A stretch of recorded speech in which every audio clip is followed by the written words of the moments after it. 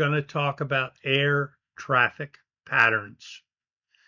Now, the first things are runway numbering. Runways are numbered according to a reference to magnetic north, and their number drops the right-hand zero. So they're compass indicators. So if we have a runway 27 and we look at the compass here, it shows that 270 degrees is west. So if you're landing on runway 27, you're heading west. If you're taking off on runway 27, you're heading west. So the direction is which way are you traveling, whether you're landing or taking off. So here we're going to review runway markings and signage. Now, runways are numbered 1 through 36 to correlate with the 360 degrees of a magnetic compass, but the numbers are shortened to correspond to the airport's magnetic alignment. Now, runways are numbered based upon the direction the pilot is landing. So, for example, runway 04 runs southeast to northeast and corresponds to 40 degrees on the compass. If you look at the graph, you can see that. So that would be runway 04 for 40. A runway 09 runs west to east and corresponds to 90 degrees on the compass. You can see that. Runway 22 runs northeast to southwest and corresponds to 220 degrees on the compass. And then going around, runway 27 runs east to west and corresponds to 270 degrees on the compass, and so forth. And that's how you get runway numbers. So now we're going to talk about traffic patterns. Around an airport, there's something called a traffic pattern, and they are either left traffic or right traffic. Most commonly, airports operate under left traffic patterns. Aircraft like to fly into the wind during takeoff. What it does is it actually effectively increases their airspeed and reduces their amount of time on the runway. So the first leg, when your airplane is taking off the runway, it's called the upwind leg of flight. Now, either you do it or ATC instructs you, you are going to reach a certain elevation, then they'll tell you to turn left.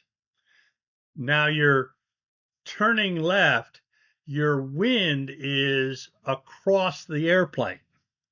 So that is called the crosswind traffic pattern, part of the traffic pattern. And you turn left as climbing away from the airport. Either yourself or ATC now tells you to take another left turn. So you are flying in the opposite direction from the runway you took off on. And so that is called the downwind leg. So you continue the downwind leg until you are sufficiently below the airport to make the turns and land. And you're going to then take a left turn.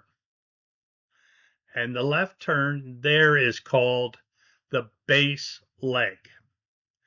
And then another left turn, and you're going to be on the final. And the final is where you progress to land.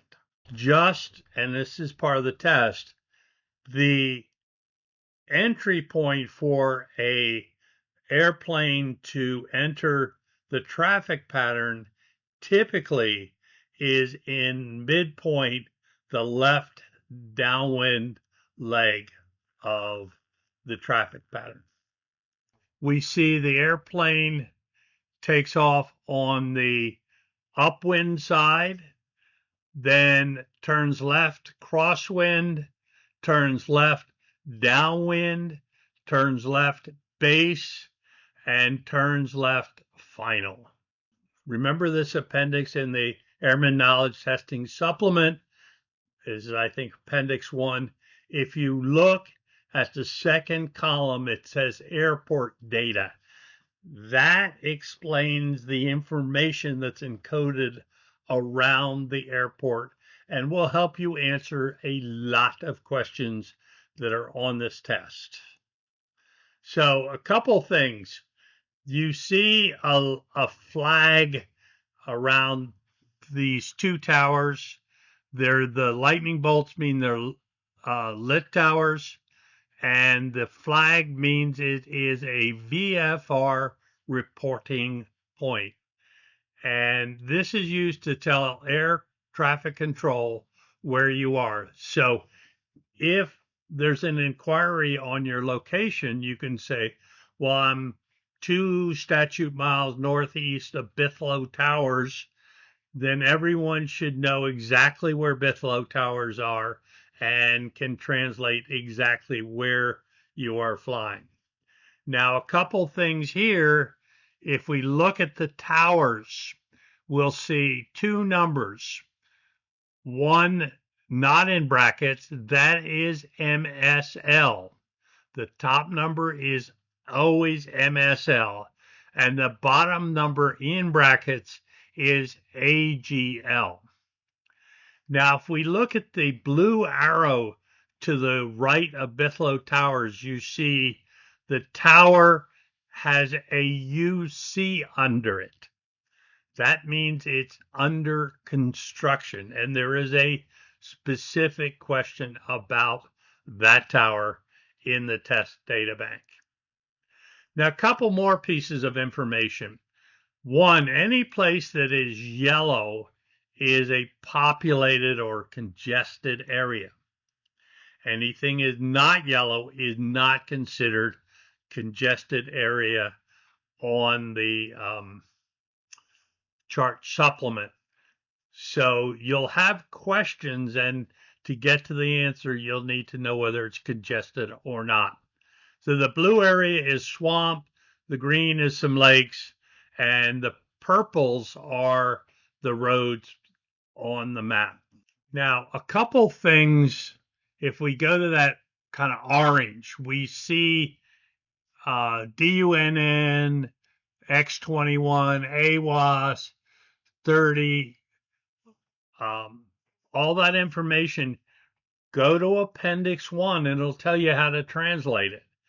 So it is AWAS is on a frequency of 19.725.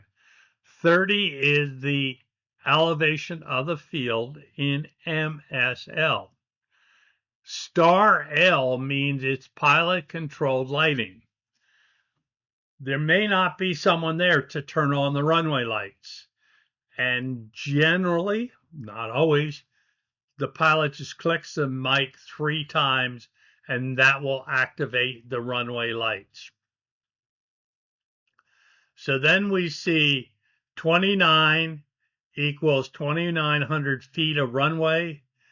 If there is someone at the airport, it is frequency is 123.0. Green is an airport with runway, and you see right above the runway is this itty bitty parachute. So there's parachuting area, and where do you get more information? You get it from around the outside of the sectional chart. And then there's a private airport with no runway shown, so it's probably a grass strip. A couple things we have in here. We have the purple, which is inside that blue line. Blue is B for Class B airspace. In that section of the pie, it starts at 10,000 feet and goes down to 6,000 feet. Almost exclusively information on the sectional charts. They drop the right hand to zeros. So you'll see in the blue it says 10,000 to 3,000 feet. See a large number and a small number, and there's only one of those per 30-minute section, Latin longe of the sectional chart. That is the highest elevation plus 100 feet. That is any obstacle in that quadrant, Latin longe quadrant. So that's 1,900 feet. Now there is a white informational sign that tells you that you need to contact the tower within 20 nautical miles. So in the map, airports with control towers and their related data are shown in blue, and all other airports and their related data are shown in magenta. So let's stop here, and when we come back in the next lessons, we're going to talk about airport signage.